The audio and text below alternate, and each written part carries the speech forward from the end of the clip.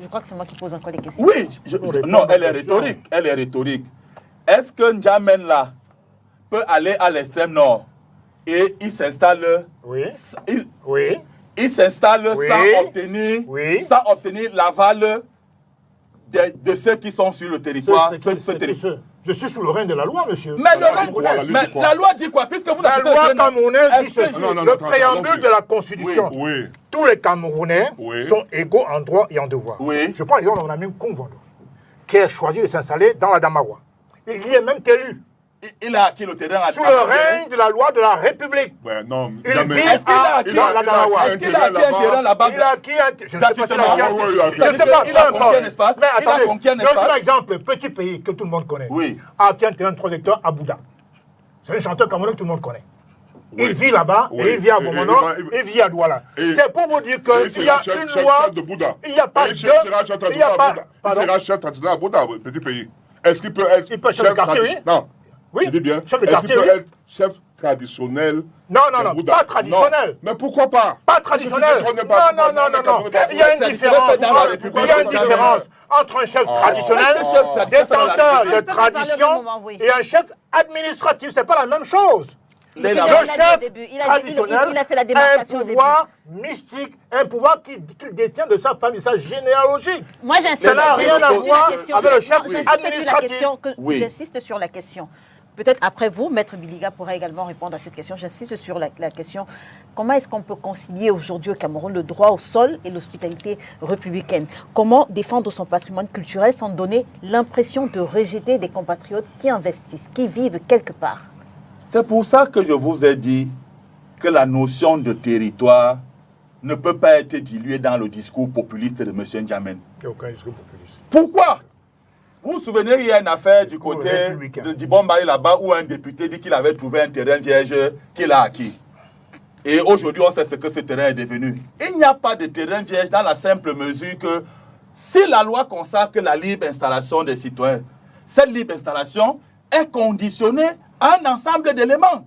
Est-ce que vous pouvez arriver dans l'ONCAM et vous vous installer dans une forêt dans l'ONCAM sans avoir soit négocié l'achat de cet espace pour vous installer au motif que... Si un vendeur, on achète, il les achète. Ah, s'il y a des acheteurs. S'il y a des vendeurs... Pourquoi vous ne faites pas prévaloir cette disposition de la Constitution à cet individu que je peux m'installer partout? J'arrive dans un village, je veux un terrain.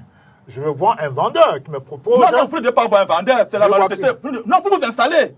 Vous vous installez tout simplement. Comment ça? Pourquoi? Mais parce que la loi dit que vous pouvez vous installer partout. Mais vous êtes contradictoire. Non. Tout Camerounais peut se fixer en tout lieu. Peut se fixer, mais vous dites maintenant que s'il y a un vendeur, non? Ça veut dire qu'il y a une condition d'installation. Mais bien évidemment. La loi vous permet de vous fixer en tout lieu. Et la condition... C'est pas gratuit, bien entendu. Et la condition... Vous reconnaissez donc des pouvoirs à des individus. Non, les vendeurs ont le pouvoir de vendre. Qui leur donne ce pouvoir donc? De vendre? Donnez-moi un article qui donne le droit à un Camerounais de vendre la terre aux autres. Ça, c'est pas une question de pouvoir.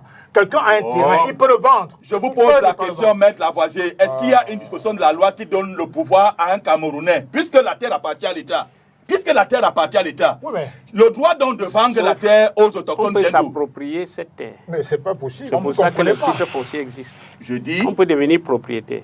Mais propriétaire... Si on devient propriétaire, on peut vendre. Il y a les concessions également. Je ne suis pas au niveau des concessions, je suis au niveau où nous sommes tous d'accord que quand vous arrivez quelque part, vous devez transacter avec quelqu'un pour pouvoir acquérir ce lopin de terre. Oui. Celui qui a le titre foncier. Non, pas le titre foncier. Pas le titre foncier. Celui qui a les droits de cette terre. Les droits coutumiers de cette terre. Mais si le met en vente, il y aura les acheteurs. Évidemment. Bon, je dirais... Qu'est-ce que vous me racontez là? Quelqu'un vend son terrain, il y a un acheteur. Mais je dis donc, vous vendez quelque chose qui ne vous appartient pas, M. Lavoisier, puisque tout à l'heure, vous aviez dit que les deux garants de la terre sont Dieu et la loi, et l'État. Oui, mais il y a le droit de propriété qui existe dans la Constitution aussi. Mais le droit de propriété, comment on l'obtient? On l'obtient parce qu'on est membre d'une communauté territoriale. Oui. Et vous ne pouvez pas nier cela. Et c'est là où le débat que vous ne voulez pas faire se pose. Je peux même revendre ce que j'ai acheté. Et c'est là où le débat de fond ne se fait pas. Parce que quand il parle de la convivialité républicaine. Mais est-ce qu'il est possible aujourd'hui, de faire en sorte que ce débat ne vire pas à la stigmatisation? Oui. Non, mais moi je pense. Oui, il est là. Moi je pense plutôt une chose. C'est l'intégration. Il y a un mot que tu es en train d'évoquer, stigmatisation. Moi je parlerai également de la victimisation. Parce qu'on a l'impression que certains se sentent victimes de tout, malheureusement. C'est-à-dire que ce que les autres ont subi, on n'en parle pas. Dans mon livre, je parle de ça. Je parle de la bamophobie. Je parle de bassaphobie. Je parle de bétiphobie. Mais tu verras que le Code Bassan te dira qu'il est stigmatisé. L'histoire récente de Manidem avec l'Institut de Canto, les Bassans ont été insultés, traités de traîtres. Je le ferai avec des exemples bien précis. Un peu de traître, on a invoqué l'histoire du passé en citant des gens dans le cas de l'UPC, ou la mort de Oumiobe et autres. Mahimatib. Mais vous avez entendu ça faire tout un random en disant nous sommes stigmatisés, nous sommes... Non. Non, c'est pas la question. Non, laisse-moi répondre à ma question. Je sais de quoi je parle. À tout moment, vous, les Ndiamènes, toi, Ndiamène, tu as tendance à dire qu'on vous rejette, etc. Alors que je ne sais pas si un peuple camerounais qui est aussi intégré que le peuple bamléké. Personne n'a fait. Il n'y en a pas. Mais tout le moment, parce qu'il n'y a pas de stigmatisation. Je dénonce les injustices, les incohérences de la loi, de la Constitution.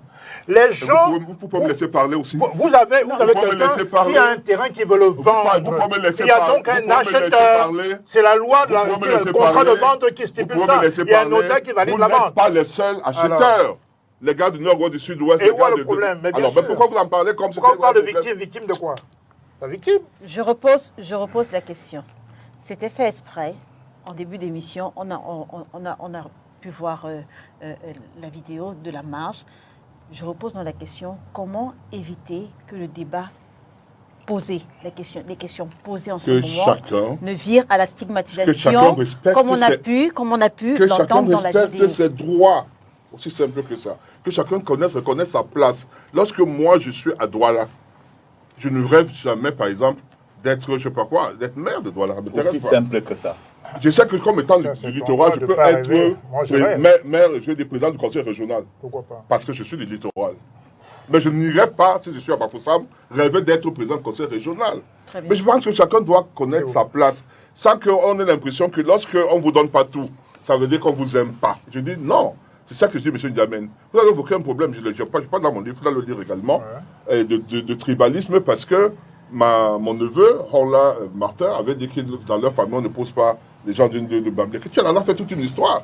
Je t'ai répondu en te disant, mais non, dans toutes les tribus, il y a ça, même entre nous, les Bassans, on dit, tu ne peux pas épouser une fille de là-bas, c'est ça, même chez vous, les Bamléké, on le fait. Mais tu en as fait une histoire nationale. Et ça devient donc, c'est ça qui crée problème. Ça commence à créer des divisions entre les gens qui disent que les Bassans ne posent pas de ceci. Dernièrement, c'était le problème de tarot, du dimanche tarot, où les gens ont inventé un texte non signé, etc. On a lancé dans le truc. Et les gens sont rentrés là-dedans, les Bassans ne veulent pas de ceci. Évitons ça, quand on est un homme politique. Évitons d'attiser la haine. Le président du Boglé a pris la parole. Il a pris la parole pour dire que c'est pas ça. On va sortir donc je dis, évitons ce genre de trucs, monsieur Ndiamène. Le Cameroun est le Cameroun de nous tous. Chacun doit être bien là où il est. Les débats il faut qu'il y ait équité. C'est pas normal que, par exemple, certains ici rêvent que, par exemple, ne pensent pas qu'un seul seront maires dans leur territoire. Ils peuvent aller être ailleurs. Laissez-leur penser qu'eux peuvent être maires ailleurs. Les adjoints, on les prend partout et c'est normal. Est-ce que le problème, ce n'est pas justement de réformer, de refaire la loi? Est-ce que ce n'est pas ça? Mais la loi, non, le problème, c'est que les gens disent, c'est l'équité. C'est-à-dire, autant on peut être maire à Douala, venant d'ailleurs, qu'on permette que les gens soient maires à Bafoussam, à Kousseri, à Ndiamé, je sais pas. Quand vous dites qu'on permet, qui permet? Ceux qui investissent. Vous savez pourquoi il y a le maire de Douala premier toujours Sawa? Parce qu'on a obligé tous les partis politiques à mettre comme tête de liste à Douala premier un maire, un natif du littoral. À Douala deuxième, le maire, le maire est militant. Madame le maire laissez-moi, non, ça, il y a eu un débat dessus. Il y a eu un débat. Dans le RDPC. Il y a eu un débat. Peut-être chez nous. Oui, chez nous. Il y a eu ce débat. Pour que là-bas, on se permette, parce que selon que tu es dans la liste, en haut, tu as la possibilité de passer dans un vote. Ouais. Si tu es 35e sur une liste, dans la Douala ici, tu as de force à ne pas passer, sauf si le vote parti gagne toutes les majorités absolue. Donc on met les candidats dans la mesure où, de telle sorte qu'ils soient capables d'être élus ou éligibles, enfin élus. Maître Biliga, pour qui j'ai beaucoup d'affection et de respect, c'est réciproque. Est en train de faire un peu de la propagation de fausses nouvelles. Parce qu'en fait, la loi électorale est très claire. L'article 155 dispose. Dans chaque... Allez-y, monsieur N'Djamène. Allez-y, monsieur N'Djamène. Oui. La loi est très claire. Pas la loi électorale qui a parlé de Bonateki. Oui. C'est incroyable. C'est par là qu'on a commencé. Je suis en train de dire que la loi, l'article 155 du Code électoral est clair. Les listes des partis politiques candidats aux élections doivent tenir compte des composantes sociologiques. On n'a jamais dit composantes anthropologiques. Il est tout à fait normal qu'un Bamileke à Douala aspire à devenir maire, y compris maire de la ville, y compris président du conseil régional. La Constitution dit ceci. Donc lorsqu'il meurt, on passe encore, on l'amène à si toi tu n'es pas ambitieux, c'est ton problème. Permettez donc la loi permet également que celui qui la loi n'exclut pas qu'un Bassa ou qu'un Douala soit maire candidat à l'Ouest. D'ailleurs, le deuxième adjoint au maire de Banka est Betty, est Douala, monsieur Ebenezer Nyambe et Panda. Allez vérifier. Le deuxième adjoint au maire de Banka, c'est l'Ouest du Cameroun, s'appelle Ebenezer et Panda Nyambe. Oui. Et je crois qu'il y a eu certains Guinée, à Bafoussam, qui était maire. Jacob Guinée. Il n'était pas maire, il était adjoint. Adjoint au maire. Alors. Non, on est sur les maires, on n'est pas sur les adjoints. Je réponds. Non, on n'est pas sur les adjoints, on est sur les maires. Je réponds. Maintenant, il y a eu à Bangou, la mère, tout le monde le sait, de la première dame, Madame Boutouan. Mariée à qui? Pas pour le mariage. Non, oui. C'est un individu qu'on a dit. Oh, c'est pas possible. Elle est mariée. La première, la mère. Non. Arrêtez Maria. Avant d'être mère, elle n'était pas encore mariée. En plus, même si elle était. Elle s'est mariée pendant la Et même si elle était mariée, la loi ne fait pas allusion. La loi ne fait aucune allusion au régime matrimonial. S'il vous plaît. La loi ne fait aucune allusion au régime matrimonial. Je suis désolé. Madame Boutouan n'est pas, à ma connaissance, Bamileke, et pourtant, elle était élue maire à Bangou, c'est à l'ouest. Maintenant, elle était mariée. Peu importe le mariage ou pas. Et encore, elle n'était même pas encore. Non. Boutouan, c'est pas non. Et maintenant, je vais vous dire quelque chose. Et c'est ça qui est amusant. Pourquoi vous l'appelez Madame Boutouan? La loi. Pourquoi pas son nom? Mais c'est son nom c'est Madame Boutouan. Ah ouais, alors. Mais justement, non, il te fait donc comprendre que le nom Boutouan a pesé. Et alors, elle soit mère à Bangou. Si on dit madame, et ça parlait forcément. Maître qui vient de l'Ouest a aussi fait remarquer qu'avant d'être élue maire, elle n'était pas encore. Et même si elle était. Je dis que la notion de mariage, il sait de quoi je parle. Même si elle était mariée, la loi ne fait aucune allusion. Et même, c'est moi qui ai la parole. C'est moi qui ai la parole. Je dis ceci. La loi électorale est très claire. C'était lui le maire sortant. L'article 155 parle de composantes sociologiques. Ça veut dire quoi? Ça veut dire que c'est la cartographie d'une circonscription à un moment donné, dans un espace donné. Si par exemple, à Douala 1er, vous avez les Bassas, donc commandant, les Bassas, un peu à Noudaïdo, un peu, parce que moi j'y vis, j'y ai vécu, en tout cas maintenant je suis plutôt à Makepe. Tu es mon voisin, Makepe. Oui, je suis mon voisin. Bon, maintenant, vous avez à Daïdo, à Douala par exemple, vous avez, Douala 1er, pardon, des Bassas, des Bamileke, même des Betty, du côté de Saint-Michel et tout, de Barcelone et de Terminus. Ils ont le droit d'être candidats. On n'est pas contre. Bordel de merde. Donc, on n'est pas contre. Alors maintenant, ces personnes-là peuvent être tête de liste. Pourquoi pas? Rien n'interdit qu'un non-Sawa soit tête de liste. La protection des minorités. Non, alors minorité veut dire quoi? Des minorités. C'est dans la Constitution. Minorité veut dire quoi? La Constitution parle des c'est pas précisé. On n'a pas dit minorité. On n'a pas dit minorité ethnique. La loi ne parle pas des minorités ethniques. Non. C'est une fausse nouvelle, M. Biga. La Constitution ne parle pas des minorités ethniques. Merci, messieurs. Il y a des handicapés qui sont dans les minorités. Il y a des albinos qui sont dans les minorités. Ce n'est pas forcément l'ethnie. Il faut arrêter le déficit. Est-ce qu'il y a les ethnies dans la minorité? D'abord. Est-ce qu'il y a les ethnies dans la minorité? Mais peu importe, c'est la minorité. Ça n'a pas été précisé. Je n'ai pas précisé. Je n'ai pas précisé. Il ne faut pas profiter du grand Non, je n'ai pas précisé. Non, c'est faux. La loi est claire. La loi est claire. Toute personne remplissant les conditions de résidence, quand vous allez voir le préfet, il vous demande si vous résidez dans tel ou tel endroit. Il vous demande pas si vous êtes Bamileke, Bassa, Fambeti. Alors, pour une sortie de crise, sur le cas Grand Moulin, pour une sortie de crise, qu'est-ce que vous préconisez en 1 minute chacun? Je veux dire, la dissolution de ce projet de chefferie de 3e degré à Grand Moulin ou la reprise du processus avec un collège électoral exclusivement traditionnel? Moi, je reste sur l'intégration qui doit être menée sans fourberie. Est-ce qu'on a forcément besoin de se sentir membre d'un quartier en ayant des ambitions pour devenir chef?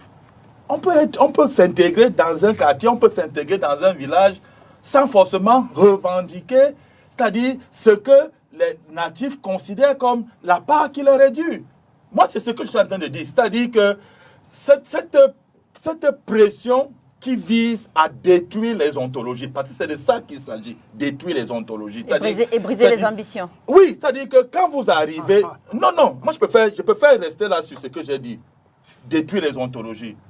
Quand vous arrivez chez quelqu'un, il vous donne le terrain, il vous le vend même, prenons même le mot vendre. Pas. Oui, sauf qu'il y a beaucoup qui ont obtenu le terrain par des processus de don-vente. C'est-à-dire que quand quelqu'un vous vend le mètre carré à 100 francs, je veux bien comprendre quelle peut être la valeur d'un terrain. Mais je referme cette parenthèse. Je dis que quand quelqu'un vous a même vendu le terrain, voilà, si quelqu'un vous vend à 100 francs, il a quand même vendu. Il n'était pas obligé de le faire. Ça s'appelle des valeurs symboliques. Il y a même le dol. Ça s'appelle des valeurs symboliques.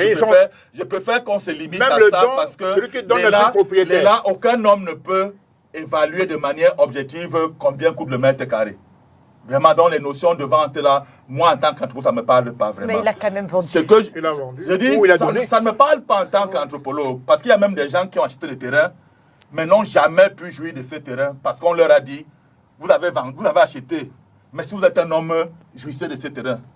On a des exemples. Des gens qui ont acquis des terrains, mais ils n'ont jamais...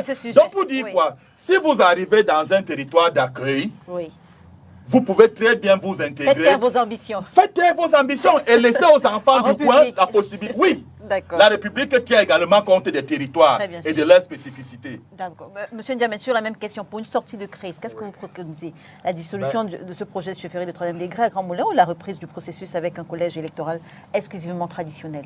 Mais il y a une erreur de prescription. Le sous-préfet aurait dû préciser « Je vais installer une chefferie de 3e degré de quartier et pas de village ». Je répète, moi je suis né à Douala. J'ai grandi à Douala. La mère de mon père est enterrée à Douala, au cimetière de Daïdo. Je suis un homme de Daïdo. Mon grand frère est enterré au cimetière de Daïdo. Je suis aussi autochtone que ceux qui prétendent être autochtones de Douala. D'ailleurs, vous ne l'êtes pas. D'ailleurs, je dis ceci.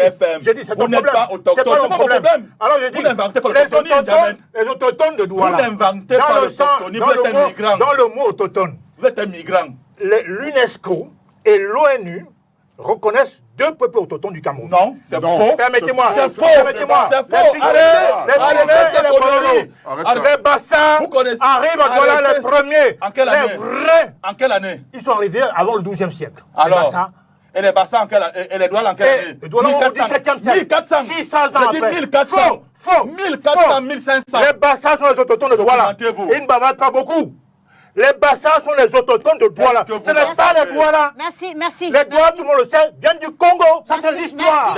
Les autochtones de Douala sont des Bassins et des Bakoko. C'est clair, c'est établi par tout le monde. Arrêtez de faire de l'imposture. Je suis Camerounais, pas migrant, monsieur. Attention à vos mots. Il n'y a pas d'étranger entre Camerounais. Tout Camerounais est partout chez lui au Cameroun. Tout Camerounais est partout chez lui au Cameroun. Je suis Camerounais du Cameroun, vivant à Douala. Je ne veux pas être obligé de faire couper vos micros. Non, mais il ne faut pas dire migrant, c'est ça que vous Nous sortons.